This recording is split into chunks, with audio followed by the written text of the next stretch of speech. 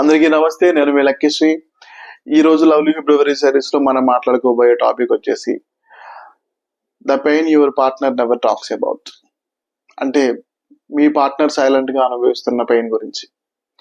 So ఇది మీ అందరికీ అనిపించవచ్చు, మన దగ్గర ఇంత డబ్బులు ఉన్నాయి కదా, లేదు మన దగ్గర మంచి ఉద్యోగం ఉంది, లేదు మన దగ్గర ఫ్యామిలీ మెంబర్స్ అందరూ మన చుట్టే ఉన్నారు, సో మనకి కానీ మన పార్ట్నర్ కి కానీ ఎటువంటి ప్రాబ్లం లేదు అని చెప్పి అనుకుంటా ఉంటారు. కానీ ఈ ప్రజెంట్ సినారియో ఎలా ఉందంటే అండి, సొసైటీలో ప్రతి ఒక్కరు కూడా ఏదో ఒక ఎమోషనల్ బ్యాగేజ్ ని క్యారీ అవుట్ చేస్తూనే ఉన్నారనమాట.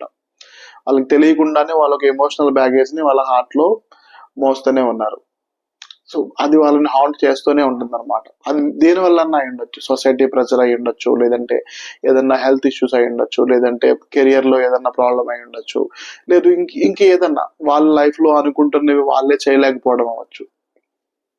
సో కొన్ని సార్లు ఏమవుతుంది అంటే, ఇది చాలా చిన్న విషయం కదా, దీని గురించి మనం చెప్తే అవతల వాళ్ళు ఏమనుకుంటారో అని షేర్ చేసుకోవడానికి పార్ట్నర్స్ అనేవాళ్ళు భయపడుతూ ఉంటారు అనమాట. అది వైఫ్ అవ్వచ్చు, హస్బెండ్ అవ్వచ్చు, లేదంటే ఎవరైనా సరే. ఇంత చిన్న విషయానికి ఒకవేళ మనం షేర్ చేసుకుంటే గనక అవతల పార్ట్నర్ మనల్ని అర్థం చేసుకోగలరా, లేదా వాళ్ళు ఏమన్నా మనల్ని తప్పుగా అర్థం చేసుకుంటారా, లేదంటే మనల్ని అన్న ఏడిపిస్తారా ఈ విషయం గురించి అని చెప్పి చాలా ఇబ్బంది పడుతూ ఉంటారు. ఒక సైలెంట్ గానే ఆ పెయిన్ ఏంటంటే హోల్డ్ చేస్తూ ఉంటారు అనమాట. సో అది directly or indirectly me relationship ని లాంగ్ రన్ లో చాలా ఇబ్బందికి గురి చేసే అవకాశం ఉంటుంది. సో అలా మీ పార్ట్నర్ ఏదన్నా ఎమోషనల్ స్ట్రెస్ లో ఉన్నట్టయితే, లేదు ఏదన్నా ఒక విషయం వాళ్ళని హాంట్ చేస్తుంది అన్నట్టయితే, సో అటువంటి సిచ్యువేషన్ ని మీరు ఐడెంటిఫై చేయడానికి రెడీగా ఉన్నారా లేదా, ఐడెంటిఫై చేయగలుగుతున్నారా లేదా అనేది మిమ్మల్ని మీరు ఒకసారి ప్రశ్నించుకోవాలి.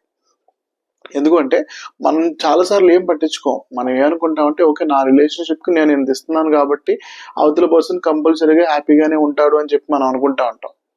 ఎంత సంపాదిస్తున్నాడు కదా, వీడికి ఎటువంటి ఇబ్బంది లేదు అనుకుంటాం. ఎంత చదువుకున్నాడు కదా, వీడు ఈజీగా వీడి ప్రాబ్లమ్స్ ట్యాకిల్ చేసుకోగలడు అని చెప్పి అనుకుంటాం. బట్ చాలా సార్లు ఏంటి అంటే, మనకి తెలియకుండానే మనం చాలా విషయాలకి స్ట్రెస్ కి గురవుతూ ఉంటాం అన్నమాట.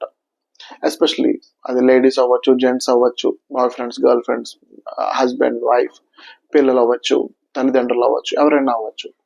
సో అలాగా మీ రిలేషన్షిప్ లో మీ చుట్టుపక్కల ఎస్పెషల్లీ మీకు కావాల్సిన వాళ్ళు, మీరు ప్రేమించే వాళ్ళు ఎమోషనల్ స్ట్రెస్ ని కానీ అనుభవిస్తున్నారా? వాళ్ళు అలా అనుభవిస్తున్నట్టయితే మీరు ఆ సిచ్యువేషన్ ని ఐడెంటిఫై చేయగలుగుతున్నారా? చేయగలిగితే వాళ్ళని అడ్రస్ చేయగలుగుతున్నారా? వాళ్ళతో కూర్చొని మాట్లాడగలుగుతున్నారా లేదా? ఒకసారి ఆలోచించండి, ఒకసారి గమనించండి, ఒకసారి పట్టించుకోండి. రేపు మళ్ళీ ఇంకో టాపిక్ తో మీ అందరి ముందుకు వస్తాను. Thank you so much.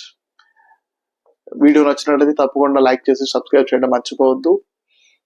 Thank you so much. Bye, good day.